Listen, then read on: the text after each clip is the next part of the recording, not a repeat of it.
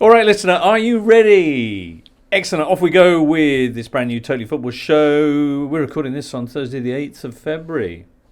Hope it finds you well. I'm sat here with Duncan Alexander. Hello, James. Hi, Duncan. And Charlie Eccleshare. Hello. Hello, Charlie, of The Athletic. And also Benji Lanyado from Pickfair. And also Uncle Jeff's nephew. Hey, Jimbo. All right, then. How you doing? It's a nice T-shirt, that, Benji. Thank you. Always be closing, etc. Anyway, loads to talk about today. We've got AFCON finals preview. Daniel Storey will be joining us on the line from the Côte d'Ivoire. We've got big weekend of Premier League action. We've also got freshly decided FA Cup fifth round fixtures after the fourth round replays. All sorts of drama here. I'm not sure if you were across it. We've got Nottingham Forest. They'll be taking on Man United at the City Ground towards the end of February after they beat Championship side Bristol City with a penalty shootout Wednesday night. Coventry, meantime, will be the opponents in the fifth round for sixth tier Maidstone United after the Sky Blues hammered Sheffield Wednesday 4-1 on Tuesday night. And Southampton beat Watford 3-0. Did you see, by the way, Sekou Mara's outrageous goal? I mean, the whole team, but especially him. Charlie, talk us through that. Yeah, well, it's rare you get a goal that's both kind of team ball in action, as this was. I think Southampton maybe tweeted it as... I think they tweeted something like playing football the Southampton way.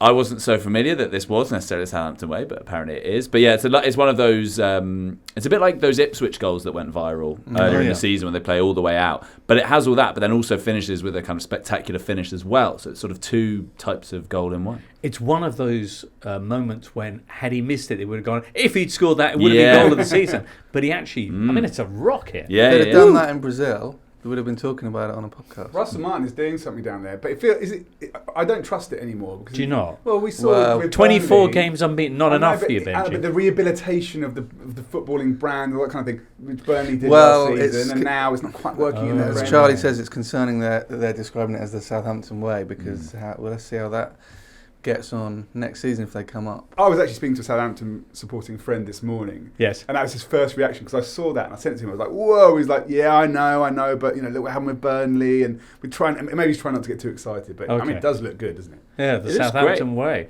Could be Wembley way for Saints if they continue in this fashion.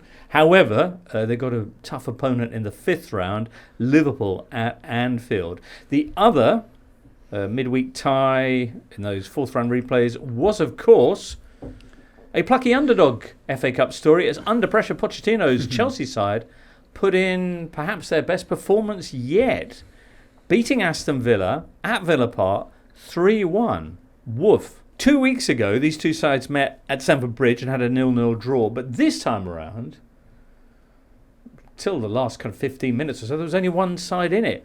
Why? What did Pochettino do?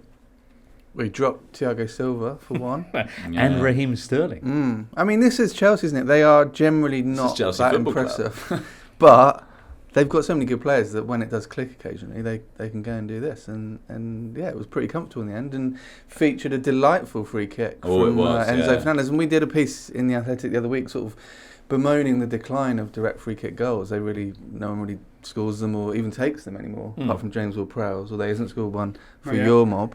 But this was a throwback. This was lovely. It really was. The angle behind the goal captures it beautifully. Is that the one where you can see Conor Gallagher turning around doing an "Oh my days" and type? It's also the last minute appearance of Martinez. Yeah, as well. It's slightly annoying Martinez gets the faintest of hands on it. I really wish he hadn't for the aesthetics of the goal, but fair play to him. He's got to try, I suppose. Conor Gallagher, by the way, also got his first goal of the season because in our last show we were doing a big Chelsea is time up for Poch, all that kind of thing.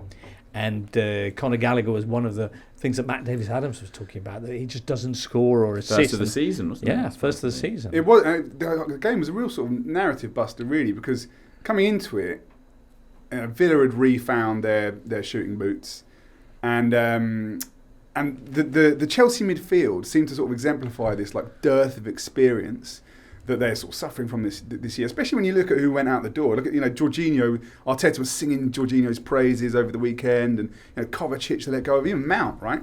And those three, Gallagher, Caicedo, and Enzo, actually were all really good last night. I think they, arguably Caicedo had his best game for Chelsea. So there is, there's clear, as Duncan says, there's clearly enough quality there for the clock to. What's the phrase for the clock to be right twice twice a day. But we have to see what they do this weekend. Do I believe they will transpose that form into the Premier League? God knows. You just don't know with Chelsea. It's like United. I mean, we're hurtling towards a 2022 style League and FA Cup final between Chelsea and Liverpool. Yeah. So we're reliant on the Southampton way to go to Anfield and prevent this. Okay. Who did Chelsea have in the next round? Leeds. Leeds. A fixture dripping in history and violence. Yeah. Leeds, who earned their place in the last 16 with a 4-1 victory against Plymouth. One of the wettest games I've ever seen. Is that right? It rained. I mean, it's rained a lot all week in various places. Suzanne Charlton style there, but it was a sort of game where, but I imagine both managers wept. You wouldn't be able to tell so much water, but because it went to extra time and no one needs that. Forgot about Willy Gnonto. Like he is. I'm sort of surprising that he's just remained in the Championship all season. Like last year when we played them at Ellen Road, he was the best player on the pitch. They've done quite well to retain some of those players' leads. I know they lost Sinistera, but fun team, really fun team. Okay. While we're speaking about exciting people, Noni Madueke, a lot of Chelsea fans very excited about his performance against Villa and the way that Poch pushed him and Nicholas Jackson up to essentially pin back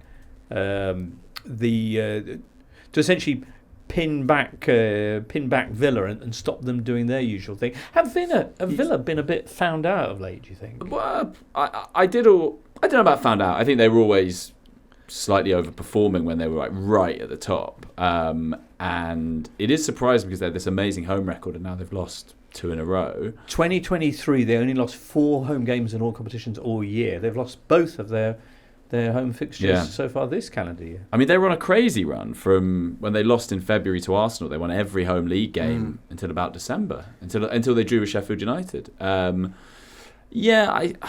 don't know if they've been found out a little bit. I just think maybe they don't have quite the squad depth that you need if you want to be right at the very top. But they're still overperforming. Didn't that happen with Liverpool when they had this crazy home run for years? That was the lockdown. But then they lost. 3 in a row. Or 2021. They suddenly went on a. Once your fortress crumbled, they lost 6 in a row, which is the first time they'd ever done that in their entire history as a club. But that was preceding that was a wild unbeaten run at home. Yeah, they'd won almost 4 years. Yeah, so it was Allardyce's Palace in 2017. Yeah, on St George's Day, which is a lovely touch. And then it was Burnley who breached it. Burnley, who knew a thing or two about being tough to beat. Before that, Allardyce set it off again because they drew, I think, on Boxing Day with West Brom. Allardyce's West Brom. So he came back from the past and set the seeds of doubt. And then, Dyche's Burnley were the first one. So. And then everyone had to go. Fulham boots were filled. But I mean, Noni Madueke is an interesting player because he was at Spurs.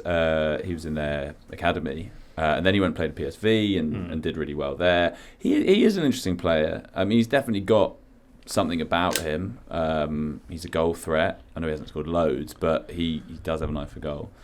I mean, they have so many. They rotate so much. You watch one player and you think, he could be quite good, and then you don't see him for a couple of weeks. Palmer's the only one that I truly believe in. The rest of them still question marks. Same with Madueke. He had that really fun run last night where he basically just bundles his way down the wing, and then I can't remember what he did next, but it cut and had a shot probably because that's what he generally does. But he's like chaotic. He's chaotic fun. Whereas Palmer, you watch him and he just seems to always do what you don't quite expect. Yeah, he's got real Palmer. Yeah, he's a really beautiful footballer. I think. I kind of keep working out how do we fit him into an England side. I'm not sure he does on this kind of iteration of England. But take him in the squad and then then let Gareth and whoever. Has he got a Jordan Henderson costume? That might get him. Very nice. So we'll see if Chelsea can repeat those exploits in the league when they take on Crystal Palace this weekend. Let's get a quick check on the fixtures of the week and match day 24. Now, last weekend was the highest scoring match day ever in a 20-team Premier League season. 45 goals. That is amazing. It is, isn't it? Really? This weekend, match day 24, is a repeat of the Boxing Day fixtures when, harp noises please, David Moyes won his first ever game at the Emirates as West Ham beat Arsenal 2-0. Man United came from 2-0 down at half-time to vanquish Villa 3-2. Forest won 3-1 at Newcastle with Chris Wood scoring a hat-trick. Luton beat Sheffield United 3-2 at Bramall Lane, and Wolves battered the Bees 4-1 at the G-Tech. Brighton tonked Tottenham 4-2, and Man City came from behind to eviscerate Everton 3-1. And Chelsea were last gasp winners against Palace. There were also wins for Liverpool at Burnley and Bournemouth against Fulham in the Scott Parker was here derby. Reverse fixtures this time. And we head into the round with just 2 points, of course, between the top three after Monday night's 3-1 win for Manchester City at Brentford. Classic Boxing Day, isn't it? I suppose, yeah. Well, you mentioned before that 45 goals. Yeah. This season we're on 3.2 goals per game, which is the highest rate in a top flight season since 1964-65. Oh, yeah. And that's the famous Boxing Day. Well, that was 1963, but we're back in the ballpark. So we are... we've had a long period of suppressed scoring, but now we're heading back to the carefree early 60s. Okay. Where are we going to see the goals flying in this weekend? Shall we start, actually, with Manchester City, who may well be responsible for a large number of them? They are now just 2 points off the top again after their 3-1 win on Monday night against Brentford. And they have a game in hand. So Liverpool 2 points Brentford. clear. Against Brentford. Yeah. Very nice. A quick word on Monday's performance. I noticed that once again, City conceded with the first shot on target, which The Athletic point out in a brave piece entitled "Why Manchester City Might Not Win the Title." Do read this, please. Is the 12th time that's happened in all competitions this season. Goalkeeper assists, and, first of the year. Yeah. 3 times they've conceded from the first 2 shots. Really? Yeah. Why score from a flicken when you can score from a flecken? That's very, very Tom nice. Victor on Twitter. Okay. I know you want to mention, Duncan, that Mark Flecken is now level with Jack Grealish and Kai Havertz for Premier League assists this season. It was a good assist. I mean, he's been, it's fair to say, pretty poor for Brentford this season. Based on XG, he's sort of let in 8 more goals than the average keeper would have done. But he was on a mission in that first half to reverse that trend. He made 9 saves. And it did feel at one point like it was going to be one of those City do everything but score. But then they've got players like Phil Foden. And the juggernaut is in fully operational. They've entered into Second Death Star, that mode that they do, that thing they do where they win loads of games and break the back of the competition. So we'll see. I mean, we'll see. Well, they have. I remember saying they this run of games did look like a run they could really get stuck into. I think from playing Aston Villa in fairly early December to Manchester United at the beginning of March, they play one top half team, which is Newcastle. They lost the game at Villa, right? They lost at Villa, and that was the point at which people thought, maybe this is going to be different, and now they've gone on a run. I feel like Bernardo Silva and Rodri and De Bruyne are sort of like Pep's Horcruxes, his like sole subdivider on a football pitch. And in the 3 games they've lost this season, those 3 were not playing together. In fact, Silva played in 2 of them. So Silva played versus Villa, and he played versus Arsenal. And when they lost to Wolves, the other team they lost to, none of those 3 were playing.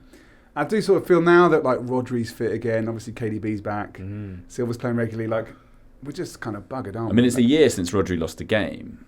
So, right? He basically went, more than a year. Let's see. For now, they are still 2 points behind Liverpool. They have won 9 games in a row. They do have a game in hand. They did have Haaland and De Bruyne starting together for the first time since the opening day of the season, Monday night at the G-Tech. But next up, they host Everton. Everton drew this game last season. Yeah, they did. With Frank Lampard in charge. Yeah. So anything's possible. They scored in this game last season with their first shot on target. They did. I know that because it was their only shot on target. Yeah. It was, a bit of a freak draw. It was an amazing goal, Damari Gray. I mean, I think they'll probably have to be similarly lucky, in inverted commas, to get a point on the weekend because City will dominate the game. I mean, Everton as well. I don't know if Onana and Decore, either of them, will be back. That's really big for them. Been missing both of them. I think it's if they're without both of them, even if they're without one of them, it's a big ask for them to go and get something. They saw the Spurs game obviously last week, and they did well in that to come back into it. But this is they won't have Dyche on the touchline. Yeah, indeed. They'll have Ian Wone, who, if anyone cares, had the most assists in the Premier League in the calendar year of 1995. Very much the Kevin De Bruyne of the Britpop era, as I like to think of him. He did score some lovely goals, Ian Wone. For Forest. Yeah. Who was the Britpop footballer? Paul McGregor. Paul McGregor, yeah. What was that about? He just was in a band. He was in a band. And he oozed band. I mean, he wasn't just in one, but he cut him open and he bled cooler shaker. What band was he in? I can't remember what they were called, but they were like I think he was in the audience for TFI Friday once, I believe. It was just like it was almost like a page a week in Shoot magazine on Paul McGregor, because he had a hinterland and shaggy hair and played the guitar. See, I was in Italy through all of this. You missed Paul McGregor. TFI Friday. It was surprising no one to know there was an interview with Paul McGregor in The Athletic in 2020. Nice. Of course there was. All right, anyway, so Man City hosting Everton, who are in the bottom three. It is the FFP derby. It's taking place at Saturday, 12:30. The other two top three teams are Liverpool and Arsenal.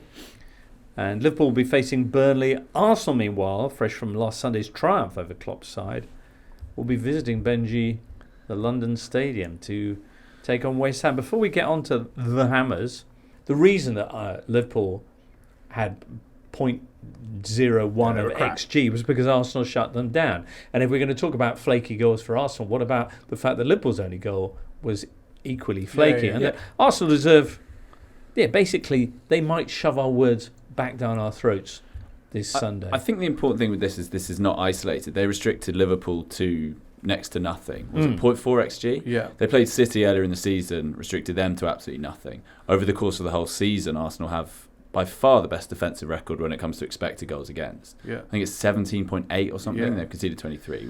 They're miles better than anyone. So I think if Arsenal were... do you know what? I think part of it comes down to the fact that people still see Arsenal as a kind of madcap team. And so this is just another one of those kind of crazy games when they're absolutely not that team. They're really not. Are they not? Like there was that dodgy period over Christmas, the palindromic fixture when we beat them. Yeah. And then there was why palindromic? So just in my mind, it was however many weeks ago the same one. I know it doesn't work like that. Yeah. Maybe it's not quite palindromic, is it? No. In fact, it annoys me that it's not palindromic. Right. I think it should be. Oh yeah, that would be amazing. Oh no. Why? What? Sorry. First and last game is the same. Well, that's Bundesliga. Is that what they do? Oh no, they do it just exactly the same. Like yeah. No, I'd like it how to you be should do it. Go first and last, and then just move What in. do you think they should reversed. Just completely random, like they do here. Completely random. Yeah, like I don't like that. Like last week was the reverse of the opening day. Oh, that's or the midweek a few weeks ago, and then this weekend's with Boxing Keep it Day. fresh. Yeah, I want it like Keep them on their serpentine. toes. Yeah. How about? But then you'd have back to back. Fine. You'd like that. That'd be fun. Interesting. Yeah. Just all go to a sports Lucky centre dip. in Hounslow and then just play it out. Yeah. Sorry, Benji. I can't remember what I was saying. You were saying about Arsenal flaky. They are still. They won't enjoy me saying this, but I still feel like Arsenal are a bit Spursy. No, like you just I can see the fingers them. reaching for. So do you know what? Do you know what's interesting? I think like if you actually look at how they've been this season, the weird thing is as well is if you're going to say that Arsenal Liverpool was a kind of crazy game. I mean, Arsenal lost to West Ham in a game that coloured, I think, a lot of how people view Arsenal. But that was a mad... I mean, Arsenal broke all records for big chances missed, XG, etc., etc. Touches in the box without scoring. Yeah, if you replayed that game 100 times, they'd probably win it 90-odd. And the weird thing about that game was... They will be replaying it, of course. Well, yeah. They'll win this weekend. But we're not good at the moment. Arsenal were coming off the back there of their two best performances of the season. They played Brighton, beat them. De Zerbi was like blown away. Arsenal were brilliant on the day. They drew at Liverpool. And then they lost. And I can see why that is like a... And then they lost at Fulham, which compounded it when they did. Exactly. Yeah. But that's kind of been their own. I mean, they were top of the league after Liverpool. It's funny. I also think it's partly informed by the fact there were so few games after Fulham and the weekend. Like there were so few Premier League games in January. There was a lot of time for those two defeats to percolate. They didn't play again in the league for 3 weeks. Yeah. So it was kind of like they're and done. Have they won all their games since? Yeah. I feel like there was a draw. No, they've won 3. They beat Palace 5-0, Okay. Fulham away. Forest away, and then... And to Charlie's point, I think that last year going into this time last year, they were a bit mack up. They had all those last-minute wins, and it was getting a bit desperate, and they were kind of running on fumes. But they are, Declan Rice has helped make them the most controlled team in Europe. Ever since 2016-17, the team that's conceded the fewest shots on target has won the Premier League. Okay, who's conceded the fewest shots Arsenal, on target? by 4. Wow. So, yeah. I think it's really interesting because... Duncan, are you the man who said Chelsea were going to finish second in the league? And Luton was there, yeah. Suggesting that Arsenal are going to win the title?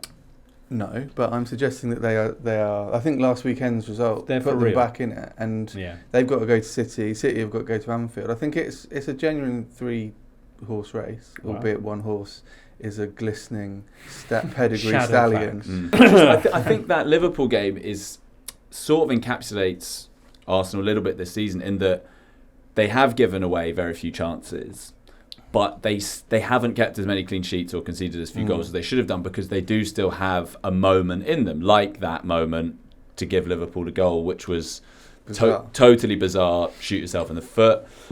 You'd imagine that... Ironically, if you shot yourself in your foot, he might have cleared the ball. Yeah, possibly just out of knee-jerk reaction. But if the numbers sort of catch up with the underlying ones, then they will start to concede fewer. And they're interesting because they're pivoting to a different way of playing, and I think there have been some teething issues with that in the first half of the season. But there are signs that it's starting to work, I think, and that's, this time last year there were signs that Arsenal's approach, which had been brilliant in the autumn and early winter, was starting to run out of steam, whereas I think this season's the reverse. Ooh. So, and we know that City have perfected that, getting better, and maybe Liverpool are starting to show a few signs of fatigue, or Liverpool the other way round. I have to say, I thought they were really bad on the weekend, but I did think that had been coming. I mean, they give up a huge amount of chances, and you can say, well, that's fine because they've got Alisson and they've got Van Dijk, will bail them out, until they don't. Yeah. And so I don't think you can have it both ways. You can't say we're going to give up those chances, but we've got Alisson, it's fine, lads, and then he makes a chance and he makes an error, and then you say, oh well, we'll write that off, it's just one of those things. Maybe he won't, but I don't know. I think there's something that midfield is not. I don't think that's a midfield that's going to win a title. Like, he was so overworked. He was having to cover, and it just didn't work. So obviously Szoboszlai's missing, and that's a loss. But Salah too. Yeah, and that's obviously a big. But we still don't know, how bad his hamstring is. Indeed not, and they are still top of the league. They're facing Burnley. Arsenal will try and live up to those words of praise when they visit West Ham. So Benji, 2-0 for West Ham over the Gunners in December. West Ham haven't won a game since. Yeah, there's a fairly substantial thing that happened in between, which is that was 26th Boxing Day. On the 28th. No, that was 28th. Was that 28th? Yeah, it was played on the 28th. It was part of the Boxing Day round, but played on the 28th. Oh, right. Well, it was that game then that I think Lucas Paquetá got injured. Paquetá came off, yeah. And it might be massively oversimplifying it, but it might not. We've been pretty rubbish since then, and obviously Kudus went off to the AFCON. I think ultimately with David Moyes' sides, you know what you're going to get in terms of aggression, set pieces, really quick breaks. But really, his teams are at their best when you've got someone who's sort of accelerating that transition with a bit of flair and a bit of guile. And for in his Everton sides, that was Pienaar. Okay. And probably the best period he has as a West Ham manager was when Lingard was doing that for us. And I think and Paquetá is that guy in this team. Without him, and then without Kudus, we've been pretty sort of meat and two-veg over the last little while. Kudus is back now, though. Did you see that Jesse Lingard has found a new club? I know, he's gone to Korea. I love that. Yeah. Gone to prolong his career in Korea. There you go. FC Seoul. Good for the Seoul. Yeah. Yeah. Nice. Do they pay loads over there? Or is I it just have no him wanting idea. a I bit don't of think a... so. He's doing a gap But an year. amazing city. Fantastic. Yeah, it's a great city. Yeah. Yeah, I'll have a lovely time. Now, Declan Rice returning to the London Stadium. What kind of reception, etc., Benji? But I can pretty much guarantee the vast majority of the West Ham fans will give him a good reception. It was very fun in the reverse fixture on the 28th, as Charlie's pointed out. It was almost perfect that he conceded a last-minute penalty that then I think Ben Rama missed in his rather kind of sad exit from West Ham. That was the beginning of it. And everybody was singing at Declan Rice, "You should have gone to a big club, gone to a big..." I think everyone was enjoying himself. But he will... It's not a novelty anymore. He's been back twice. Okay. We played him twice. Yeah, he came off the bench in the Carabao Cup game when we beat them. Which you won. Yeah, we beat them twice. Which he was booed when he came on then. But the problem is, right, and this is like an obvious thing to say, even if it's like 10% of the ground booing, just because you hear it, everyone's like, "Oh, the West Ham fans all booed." It's like, no, they didn't. There were loads of others that were sort of saying boo earns. Saying boo earns, or that were clapping him, or... it's also he came on, didn't he? Yeah. So that's a tricky one because that does really open up the sort of booing because it's a like, moment where you're saying is that exactly and also, like, whereas if he's just taking touches in midfield, the ones that clapped, and I wasn't there because I had to leave at half time weirdly, but the ones that clapped, if you think about it, every time he touched the ball, if you're a boo person, that's like your opportunity. I think we're going to need a bigger jar. I'm doing it on purpose there.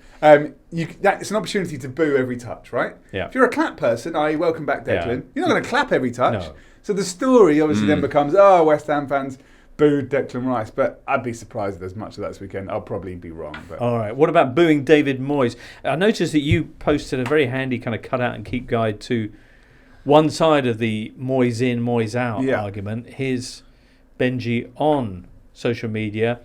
For the attention of Moyes Out Brigade, 1, European football 3 years in a row. That's never happened before. Brackets. 2 years in a row. Hadn't even happened before Moyes. Close brackets. Point 2, our first trophy in more than 40 years. 3, we're 7th. Point 4, Pakazar and Kudus play for us. Okay. And point 5, slap yourself in the face and go and have a nap. James, we've never had it so good. Like, I genuinely believe... listen, this is such recency bias from West Ham fans. It's because we haven't had Kudus and Paquetá for 6-ish weeks. Right. They kind of forget. Like that's the sugar in the tea, right? That can make the kind of people that need entertaining football all the time satisfied with a David Moyes team. They haven't had that kind of the sweetness over the last little while, and suddenly again it's Moyes out. But like you've had some grim games this season, though. Yeah, but I just think, look at the context. And it's true. With David Moyes as your manager, you are going to get some grim games. It's a bit like the Diet Coke version of Jose Mourinho. With Jose Mourinho as a manager, certainly back in the day anyway, you're going to get some grim games, but you're going to win stuff and you're going to have some fun along the way. And I'm still very much Moyes in. It will come to an end because all good things come to an end. But as I said, we're 7th. Right. Like we are. Cumulatively, our football's been pretty good this year. There's just been you're some above rubbish De Zerbi's Brighton. Yeah, totally. Which, like and we're above Wolves that everyone's sort of singing their praises. Like we're having a good season. I think people just get a little bit bored. As China says, there's been these big gaps in football over the last sort of and you got the last 16 coming up.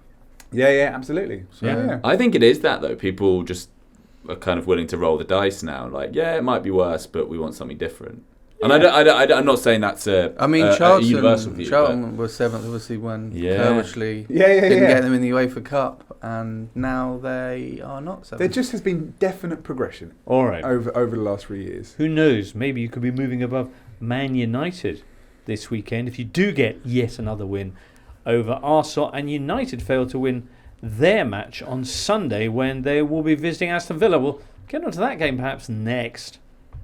All right, so Sunday 4:30, it's Man United taking on Aston Villa at Villa Park. Another controversial moment in last Sunday's show when we were asking if Man United really are back this time. 3 wins in a row for them now, the latest one being against West Ham at the weekend. Scoring 11 goals as well in those 3 matches. The shot conversion rate has gone up. Rasmus Højlund is finally delivering in the Premier League. The shot conversion thing, I think, is quite important because they've got... It goes under the radar, I think. They've got, statistically, the most creative player in the league in Bruno Fernandes. He's top of the charts for key passes this year. That's the kind of pass that leads to a shot. And it's not just like pass it to someone and he shoots from 30 yards out. He's also, I think, number 1 in big chances created by midfielders. So if they can now be converting those chances, they could be onto something. And how many assists has he got for all of that? Only a couple. He got one against West Ham, of course, but I'm a real Bruno Fernandes truther. Like he is statistically remarkable. He was last 2 seasons in a row. He's been top of the key passes charts. And one of the some of the dissonance at Man United, I think, is that a lot of other managers would just build their side around Bruno. But he's a world class player, and I think the problem with Ten Hag is he's still trying to sort of make Ajax 2019. Obviously wanted what's his name from Barcelona in there, Frankie de Jong. And he wanted to build his team around him, and actually he should be building his team around Bruno. But if now the forwards can start finishing these chances, and Fernandes is supplying the ammunition, I think they could be onto something. I also thought after the Wolves game, that amazing sort of last-minute goal, Miguel Delaney made a really good point on Twitter where he said, I can't remember exactly what he said, but Amari Forson set up Kobe Mainu for the goal, for the last-minute winner. And on a different February the 1st, after a window that was not basically the kind of FFP window, that could have been 2 new signings, on the pitch rather than these academy boys. And having 2 academy players link up to score a winning goal at the last minute is another kind of little fillet for Man United at the moment. So yeah, let's see. I still don't trust them. It's like Chelsea. Okay. It's like Chelsea. Of course they've got the cumulative quality within that squad to win games, to put aside West Ham's and to score last minute winners against Wolves. Are they going to become consistent? Let's see. Well, we've spoken about it so often. I know I've gone on about this, but their record against good teams is awful, really, really bad. So this will be way more revealing than them beating West Ham at home. Is can they go away and beat one of the big teams, because they almost always lose. Barely even draw. Historically they've got a great record at Villa Park, both against Aston Villa and in although they did lose this fixture last season. Yeah, but recently the tables have turned slightly. I find it interesting that Garnacho is playing so well on the right wing. Because he's never really played there before. He said he hadn't played there, and it's like, right-footed players on the right wing scoring goals. It could come back into fashion. United now 6th after their victory over West Ham. Immediately above them are Spurs, who face Brighton this weekend. Exciting times for Tottenham, Charlie, because looks like Heung-min Son and Yves Bissouma are both going to be available for the game against the Seagulls. Potentially, yeah. Son is back in the building today, so it depends how he comes through the next couple of days. Bissouma was back yesterday, same with him. I don't know. Son's the kind of guy who probably will just really want to start, assuming he's fit to do so. But yeah, it's massive. They've had such injury and suspension and unavailability generally crises over the course of this season, but now they're getting all their players back. And still only 2 points off the top 4. Yeah, and or higher. I think they're 7 points off the top. And they've had a good January. Richarlison's in incredible form. Written a piece on him. It's gone up today. He's got 9 goals in 8 games. What did you say, Charlie?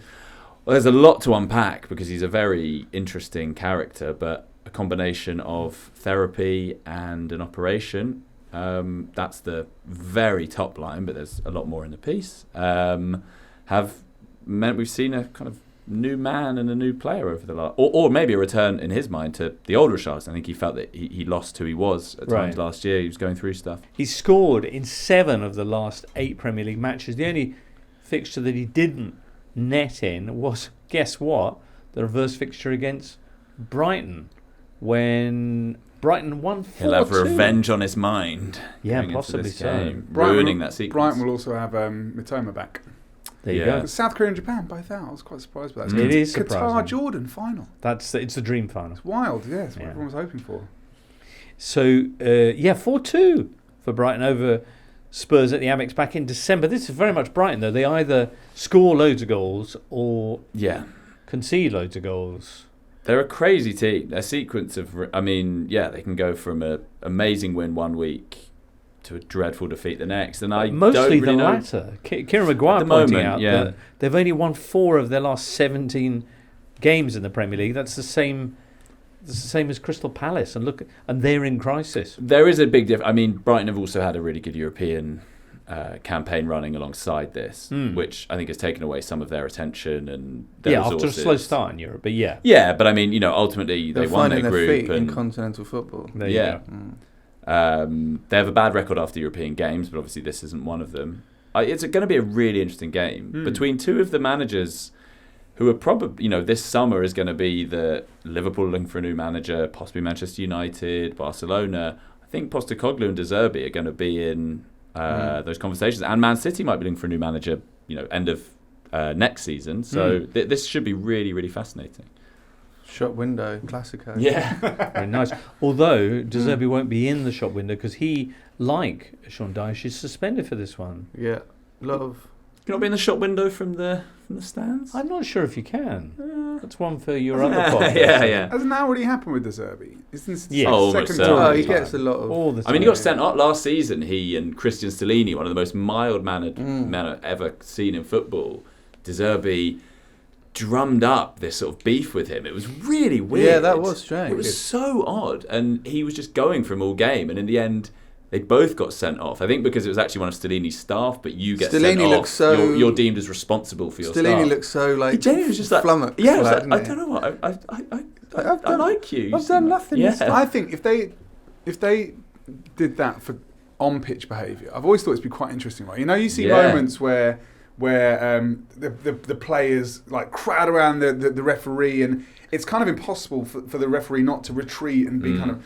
I think in that situation, the captain should get a yellow card. Yeah. Don't you think that'd be quite interesting? It would be interesting. Because it would stop it. It would stop be it. They interesting wouldn't to see do it how anymore. much... Yeah, because you'd be furious if someone else had got you a booking. Yeah. I'm sure that, like... And sheepish if you got your captain a booking. Yeah. If the captain's on a one yellow card away from suspension. Yeah, exactly. Ooh.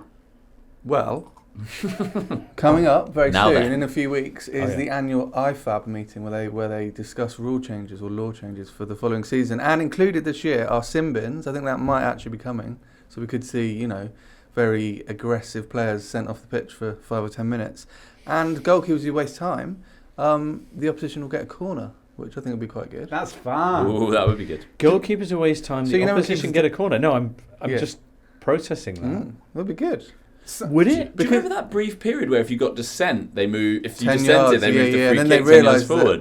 often it was you worse. can make it counterproductive. Somewhat topically, I was thinking this last weekend. When Philip Billing got sent off, and it was a bit of a debate: was it a trip? Was it a stomp? Was it a rake? If you foul a player deliberately like that to stop a break, red card. Don't care Michael how Cox said dangerous this. it was. I quite enjoy the art of the. No, it tactical is a foul. professional foul. It is like, and it is. It couldn't be more cynical, and it is dangerous ultimately. It's no attempt to play the ball. Anyway, Philip Billing, pretty pleased that he got a red, maybe not for the right reasons. Just on the dissent. Spurs Brighton, away from all of that, should be terrific fun, no? Two teams going at it. That's Saturday at 3 o'clock, so you can't watch it or anything if you're in the UK. But yeah, afterwards and that. Let's have a look what else. Down the other end. Let's talk about the business at the bottom. Crystal Palace now. Rumour mill's been busy at Selhurst Park this week, but they are 5 points off the drop. Below them you've got Brentford, who are in 15th place. They're only 3 points off the bottom three. Nottingham Forest, 16th, are just 2 points clear. Luton in 17th, just 1. And the bottom three are Everton, Burnley and Sheffield United. Now, Sheffield United, Saturday at 3 o'clock, will be going to Luton in kind of a key game in the relegation battle.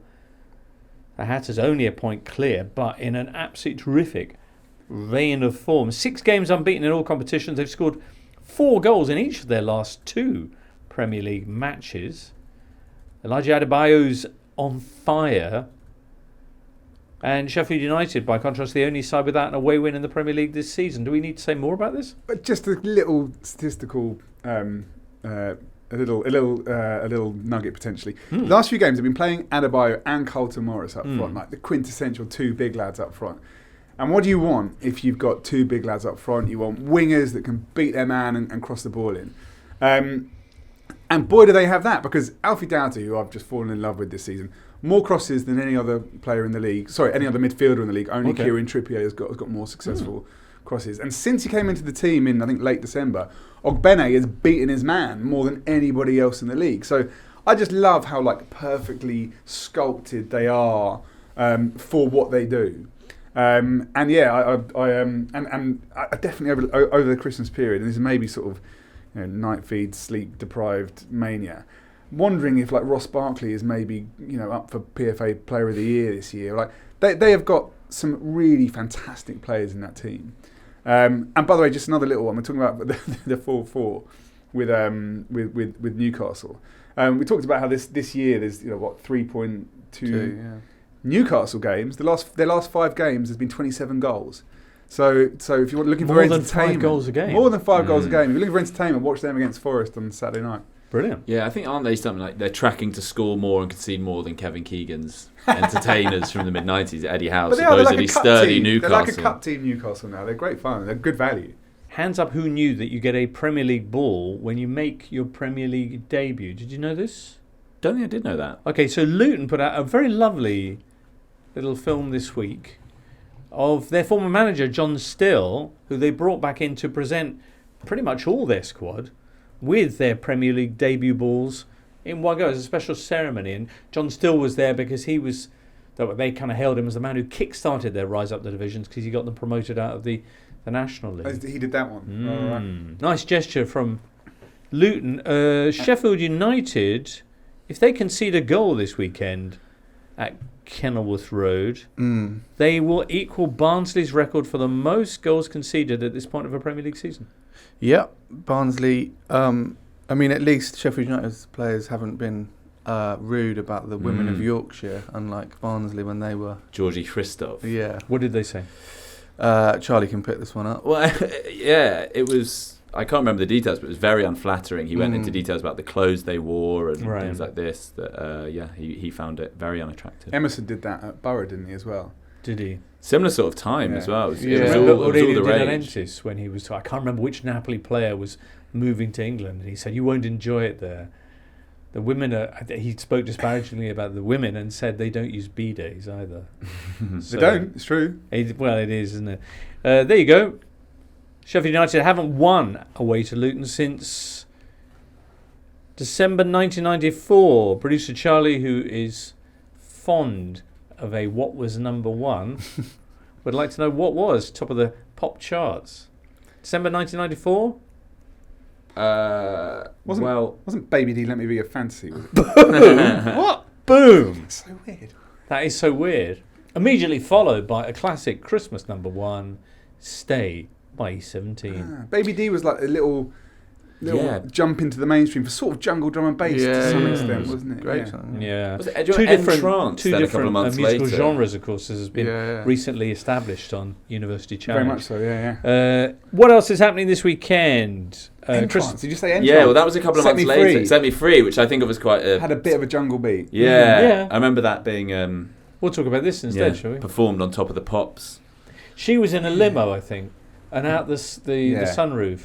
What was their follow-up I tried that in the hits? States once. The police shut me down with extreme prejudice. Entrance did a bad follow-up. Did they? I don't remember the follow-up. Yeah, they what was it? It was a cover. I think it might. Oh, I think they did "Oh What a Night." I don't. What the old? I think Four Entrance Seasons? did a version of "Oh What a Night." Oh yeah. Moving on. Sorry. Palace are hosting Chelsea this weekend. As I say, these are tense times at Selhurst Park. Also coming up, you got Wolves against Brentford. Sounds familiar? That's right, listener. It's actually the fourth meeting between these two teams in the space of just 6.5 weeks. There was a 4-1 win for Wolves at the G-Tech in the Premier League, and then there was a 1-1 draw there in the FA Cup, and then a 3-2 win for Wolves in the replay of that FA Cup tie at Molineux. Ooh, all right. Neil Maupay-Claxon, what's he going to get up to this weekend, the scamp? Well, he's almost perfectly designed to annoy everyone on the planet. So I'm just trying to think what would annoy Wolves fans most. Why do people find Neil Maupay so annoying? He is an irritant. But he's a pantomime irritant. Yeah. I love him. Obviously, when he's playing West Ham, I want to kill him, right? But I love what he's done this year. He's really led into this. Again, a bit of a throwback. You used to get a lot of players like throwback that in the 90s, but no, everyone's so professional and, Yeah. Another key returnee, Hwang Hee-chan, who scored 10 Premier League goals this season before he headed off to the Asian Cup. Maupay, though, as he himself would put it, living rent-free in all of our heads. Maybe Maupay would be the only person in the country to criticise Gary O'Neill's Monday Night Football appearance. That really would set the cat amongst them. Wang might not get back in, but because Sarabi has done very well since he's replaced Neto initially, then he sort of replaced Wang. And Cunha, I feel like I've got to publicly apologise to Tim Spears. I think I sort of said one time I was on here that it was the weirdest transfer of the summer, including Moises Caicedo, because he scored like 2 in 17 last year for Wolves, and then they probably had to pay £44 million for him. And they had form, like, they splashed loads of money on Guedes and Fabio Silva. So I kind of thought this would be the latest failed attempt to replace Raul Jimenez. But he looks great, like kind of the complete Premier League forward. I really, really like him, what he's done over the last couple of months. Has he scored in all 5 games in 2024? Because Neil Maupay has. I don't think he has. Well, that's the other thing about Neil Maupay is that at any other club he's rubbish, but at Brentford he's amazing. Yeah. So it just works. There you go. It's going to be an interesting game, that one. Again, 3 o'clock Saturday, you know what that means. Ooh, at tea time on Saturday, you can watch Forest against Newcastle, in which Benji says there will be lots of 5 goals. At least. Yeah. Forest, a reminder, were 3-1 winners in the reverse fixture in Newcastle on Boxing Day. Chris Wood with a hat-trick. The only previous time Forest have done the double over Newcastle is when Forest won the title back in 77-78. I don't know what was number 1. Not Baby D. Anyway. Precursor to Baby D. Also this weekend, Baby D was literally a baby when... Yeah. Would have been. South Korea out of the Asian Cup, stunned by Jordan, who will take part in their first ever Asian Cup final, and they will take on hosts Qatar. That's on Saturday. God, who would have thought that Jurgen Klinsmann would have come such a cropper with South Korea? We should also pay tribute to the role Harry Redknapp played in all this. Former Jordan manager, of course. Oh, yeah. I completely forgot that. Yeah, I think it would be remiss not to give him some props. 8 years ago, he was there. I think he did 2 games. Now, also this weekend, there's the grand finale of the AFCON. Daniel Storey joins us now. Daniel, how's everything going there in the Côte d'Ivoire? Is this trip living up to all your wildest expectations? Yeah, last night certainly did. We left the stadium at around 11:20 for what should be about a half an hour journey. And the first 2 miles away from the stadium, the sides of the roads were just full of people waiting for the Ivory Coast team bus to pass. And yeah, to say it was a party atmosphere would be understating it. The roads just kind of full of people as we sort of nerdled and nudged through. It was an astonishing. That's the first time I've seen Ivory Coast at this tournament, and they're obviously growing into it. And yeah, the country has exploded into party. At the same stadium where they previously lost 4-0 in the group stages to Equatorial Guinea, prompting them to fire their manager, this time around beating Democratic Republic of Congo, who I think you were bigging up at the in our last chat, and booking their place in their home final. Absolutely extraordinary. What a goal from former hammer Sebastian Haller as well. Right, it was a curious strike, but enough to earn them their shot at glory in the final, Daniel. Yeah, it was. It was an odd strike. I mean, Haller missed 2 far easier chances. A header in the first half and then a lob in the second with the keeper miles out of his goal. Yeah, he sort of bounced it down accidentally, I think it's fair to say, into the ground and over Lionel Mpassi. But, yeah, I mean, Ivory Coast deserved it. DRC started the game really strongly, and I think we thought, oh, okay, this is what we came to see.